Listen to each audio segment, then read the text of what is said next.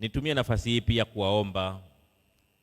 Niliwaomba mwanzo mliombea taifa letu, lakini pia naomba muendelee kumuombea rais wetu.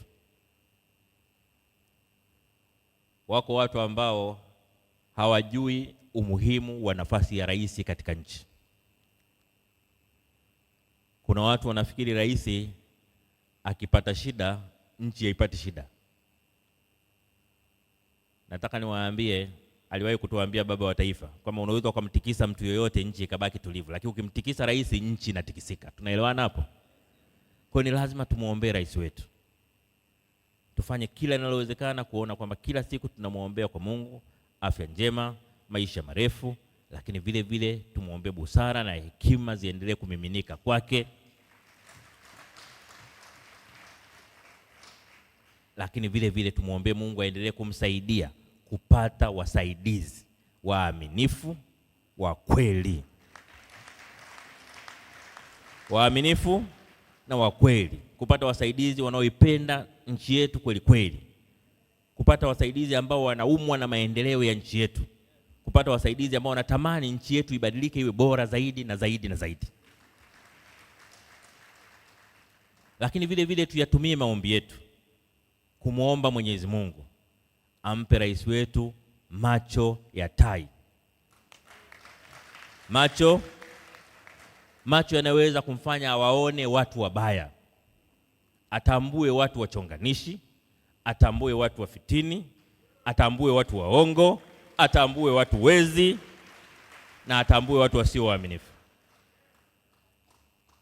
Lakini vile vile tumuombe Mwenyezi Mungu afunge mageti ya Ikulu dhidi ya watu wabaya.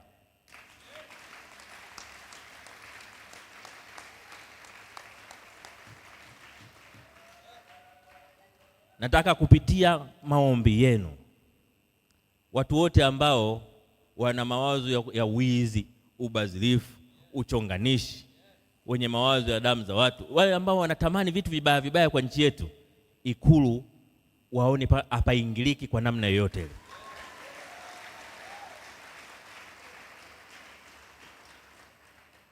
Wasitamani hata kusogea karibu na rais. Na ndio maana nimetaka nitupie maombi yenu nyinyi, watu wote wanaoamini katika dini, tumuombee rais wetu. Na hapa kwenye shughuli hii ya leo, Ikulu yetu kutoka hapa tulipo iko magharibi. Ipo magharibi huko. Na ninaposema tumuombee rais na tufunge milango ya Ikulu dhidi ya watu wabaya, wasipenye watu wabaya wanaokwenda kushauri vibaya kwa rais. Nitawaomba kwanza, naomba mambo mawili. La kwanza, maombi haya ninayotaka tuyafanye lazima yaongoze na askofu. La pili, maombi ya kufunga milango ya Ikulu dhidi ya watu wabaya. Tunataka rais wetu awe salama. Tunaelewana? Kwa hiyo maombi haya kufunga Ikulu yetu, kwanza tuelewane kwamba iko upande wa magharibi kutoka hapa tulipo. Lakini maombi haya lazima yaongozwe na askofu. Lakini la pili, askofu atakayeongoza maombi haya tayari ameshuhudiwa moyoni mwake kwamba yeye ataongoza maombi haya. Naomba askofu huyu asogee hapa mbele.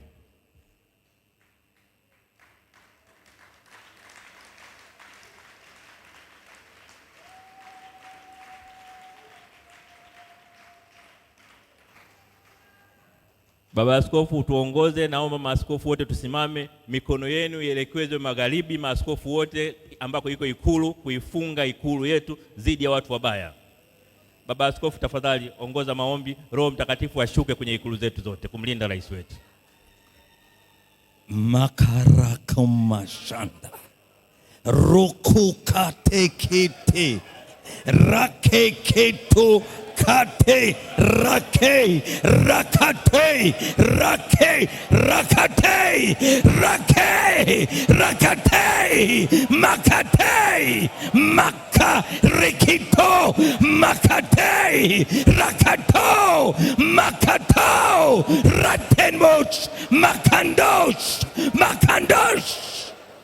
Baba, umesikia ombi la makamu ya rais juu ya Ikulu. Baba,